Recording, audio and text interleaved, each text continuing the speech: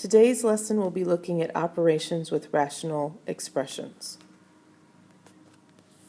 The first thing we want to be able to do is to simplify a rational expression. And if you think about what happens with any kind of rational, even when it's just a simple fraction, in order to simplify, we need to be able to cancel like factors. So any common factors that are in both the numerator and the denominator can be canceled out in a rational expression. So when our expressions are a little more complicated, like we see here, the first thing we need to do is factor them, because it won't be until we have the factors of our numerator and denominator that we'll be able to tell if there's actually something that can be canceled and therefore simplified. So in my numerator, the first factoring I notice is that I have a common factor of 3 in all of my terms. So that means I would have an x squared minus x minus 2 left inside of the parentheses. Now I also notice that in my denominator, I have a difference of squares. So I immediately know that I can factor that into x plus 2 and x minus 2. Now, as I look closer at the parentheses and this quadratic that I have left in the numerator, I notice that that can be factored even more. So not only do I have my 3 out in front, I can also factor this quadratic into x minus 2 and x plus 1.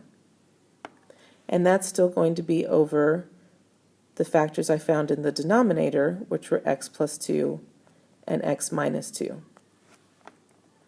Now I can take a look at the factors that I have and identify any common factors that are in both the numerator and the denominator. And what I find in this case is that x minus 2 is what's common in both.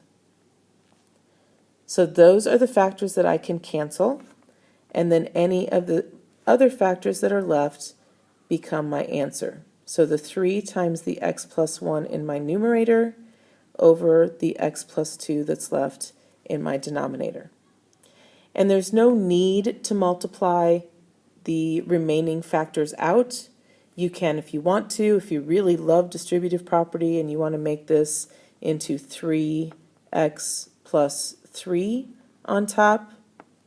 There's nothing saying that you can't do that. It's not wrong to do that. It's just not necessary to do that. If you want to keep your answer in this factored form, that is totally fine. Okay? All right, so if we know how to simplify and cancel out common factors, then that means we know how to multiply and divide. Because when we multiply and divide fractions, which are just simple forms of rational expressions, we know that we can cross-cancel any common factors. So that's what we're going to do in this case. Now notice here we have 3 different terms, or 3 different rational expressions that are being used. In the first case, they're being divided. In the second case, they're being multiplied. So when I set this up, I have to make sure that I take care of the fact that this is being divided by flipping it over and making it multiplication. And if I do that, then I can actually set things up so that I'm looking at all 3 rational expressions, all at the same time. All right, so let's start. Let's start with this one. Okay, we're going to factor the numerator into x minus 4 times x plus 3. Since our denominator is just a monomial, technically it already is factored because the 8 and the x squared already are set up as factors. They are 2 numbers and variables that are being multiplied together. Okay, now I'm going to take care of this part. And for this expression, since I know I'm dividing it, I'm going to change it to multiplying. And then when I set up my factors, I'm going to flip-flop these. I'm going to turn them upside down.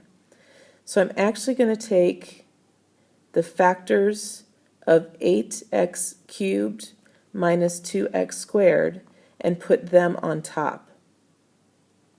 So that means factoring out a 2x squared, which will leave me with a 4x minus 1. And then I'll take the factors of my numerator here, and I'll put those on the bottom. So that's going to be an x squared that's factored out, and that leaves me with an x plus 3. Okay, and then finally, I can factor this piece. And if we remember, underneath all of that ink there, that was a multiplication sign. So we're multiplying again. And so that means we don't have to flip-flop anything. We're just going to factor if possible. And when we look at the numerator and the denominator, we notice that we actually cannot factor either of those. It's just going to remain x plus 2 on the top and 4x minus 1 on the bottom. Okay, and so now we can start looking for common factors which we can cancel out. And we can do this looking at all three expressions all at the same time because now it's all multiplication. So one of the common factors I find is this 4x minus 1, which I can cancel with that 4x minus 1. I also see that I have an x plus 3 here, which I can cancel with the x plus 3 there. I have an x squared here, which I can cancel with an x squared there.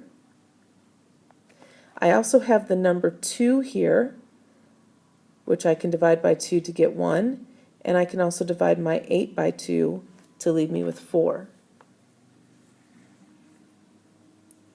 Okay, so now if I kind of clean up the mess here to come up with my final answer, then I will end up with an answer of x minus 4, which is left right there,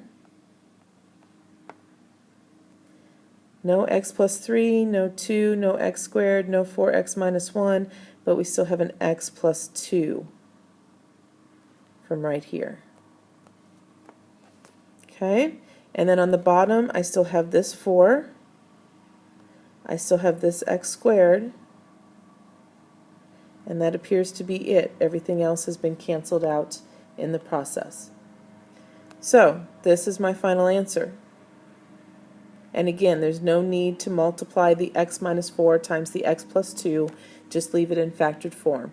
X minus 4 times x plus 2 all over 4x squared.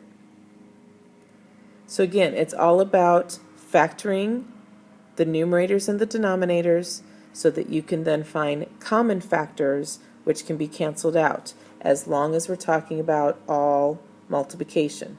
And if we're not, then just make sure that you change it to multiplication like we did with this middle expression. All right, our last example is an adding and subtracting example. Now, adding and subtracting does not look for factors that can be canceled, but we are looking for factors in common because we have to come up with the LCD for the given problem. And the LCD will be based on whatever the factors are in the denominator. So I'm going to start by looking at my first denominator here, which is x squared minus 5x minus 14. And I can factor that into x minus 7 times x plus 2. Now when I look at my second denominator, I notice that it is x minus 7, which cannot be factored, but which does match with the x minus 7 that I got here. So the fact that those two match means I really only need x minus 7 once. And having that x minus 7 will take care of both this one and this one at the same time. Now along with that, I also need my x plus 2. So I need x plus 2 as another factor in the LCD. So what that means then is that I'm going to rewrite each of my rational expressions here so that they now have this LCD. So in the first case, if I need x minus 7 times x plus 2 in my denominator, the wonderful thing is I've already got it. This has already been set up to have x minus 7 and x plus 2 in the denominator. So I don't need to change this rational expression. It's still just going to stay 10 over x minus 7 times x plus 2. For my second fraction, I also want x minus 7 times x plus 2. Now in this case, I already have the x minus 7, but I still need the x plus 2. So literally, I must have multiplied the top and the bottom by x plus 2 in order to end up with it here in my denominator. Okay, so that means I also have to multiply it to the top to keep this particular rational expression equivalent to the one that I started with. Okay? All right, so now that I have these common denominators set up, I simply need to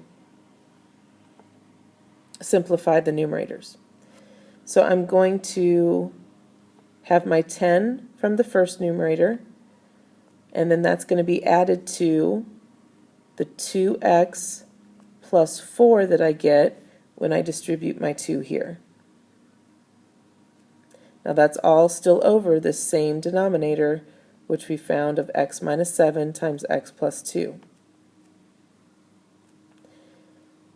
And so now if I combine any like terms in my numerator, the 10 and the 4 can go together to get 14 plus 2x over x minus 7 times x plus 2.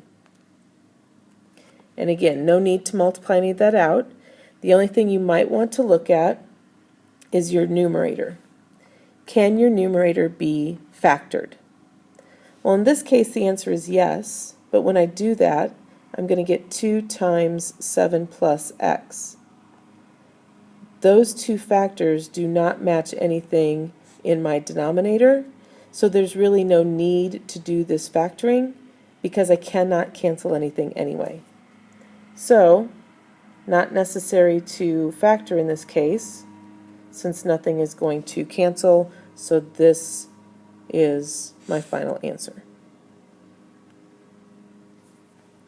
Alright, so that gives you 3 examples of operations that we can do with rational expressions. We can simplify, we can multiply and divide, and we can add and subtract.